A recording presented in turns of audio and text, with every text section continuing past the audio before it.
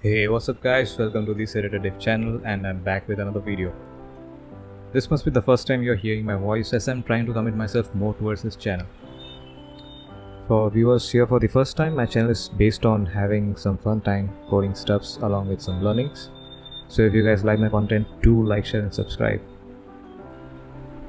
Today we'll see how to implement path alias in React Native. If you're wondering what is path alias, as the name suggests, it is an alias given to a path, a relative path in case of React Native. You can imagine it like some sort of a global variable with its value as a relative path. Now, wherever we need this path, we can simply use this variable instead. So let us see what benefit path alias can provide us. Now, as a project gets more complex, it may contain several folders which might be nested at multiple levels. The problem that arises with multi-level nested folders is long and sometimes confusing relative import statements.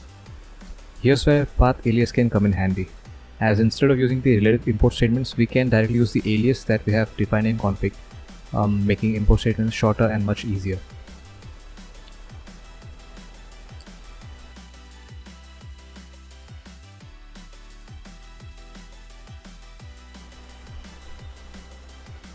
To show how to implement path alias in React Native, I have created this basic project.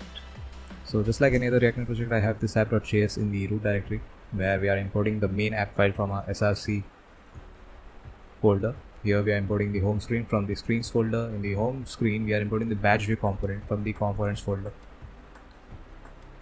Now this is an example of relative path.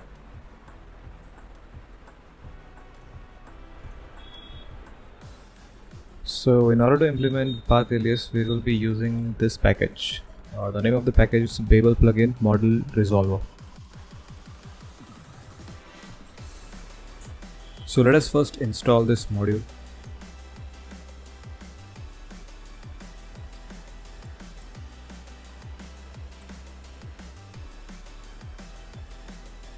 Alright, so it is installed now. We'll just follow the guide here.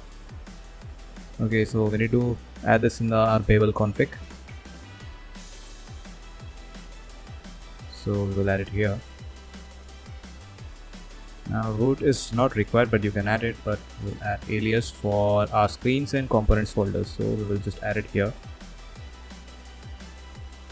It is inside root src /screens.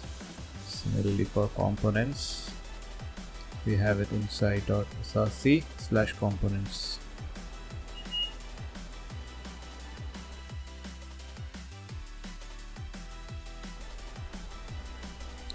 Now if you guys use VS Code like me, we can make the IntelliSense work with the path alias. For that we need to create a jsconfig.json file, and then we will need to copy this over there. So let's copy it and create jsconfig.json file, paste it here, replace the content. We have screens and the path of the screen is .src screens. Same goes for the components. .src/components. The slash asterisk is important if you want to access the files inside the directory. For example, the views and home in case of screens folder. Let's save it and now let's try to replace all this. So we will first replace the relative path for the home screen with the alias that is add screens. Oh, sorry, add the right font there. So let's try it again. Screens. Alright, so yeah, we can see the prompt here from the IntelliSense. So screens and then home. Alright, so let's see if it works. Alright, it's working fine. Similarly, we can go in the home components and we will replace the relative path for the badge view. So we'll replace this entire thing with components, views, and finally badge view. Okay, it is working fine as well. Also, we can add the alias for the src folder. So let's just do it. We need to go to the Babel config and add src here. and then in jsconfig.json,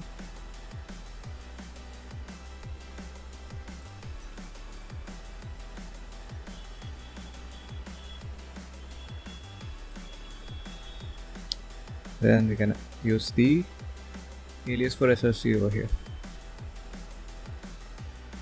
So just as alright, as you can see, we have replaced all the relative imports with path aliases.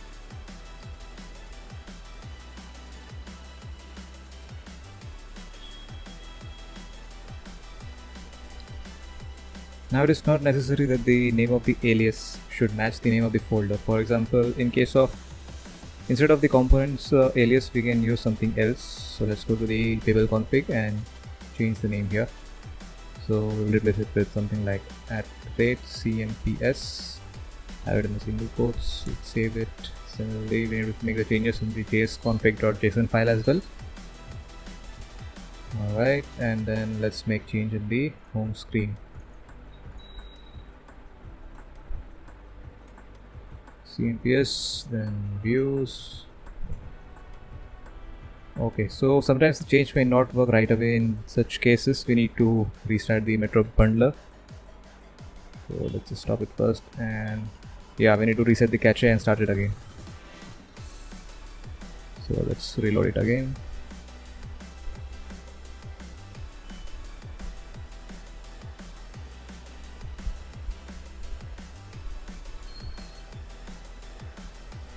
Yeah, so it is working now, as you can see. So yes, you can use anything for the alias, whichever suits you. For example, for me, I always add an @ before the name of the folder or the alias. Alright, so that was it for today's video, a short and sweet tutorial on how to add a path alias to your React Native project. Hope you guys liked it and I was clear enough in the explanation. Do suggest your improvements in the comment section, or if you guys have any kind of doubts regarding the implementation. Please like, share and subscribe. It will keep motivating me to create more such videos. The content is only going to get better from here, and that's a promise. So until the next one, goodbye.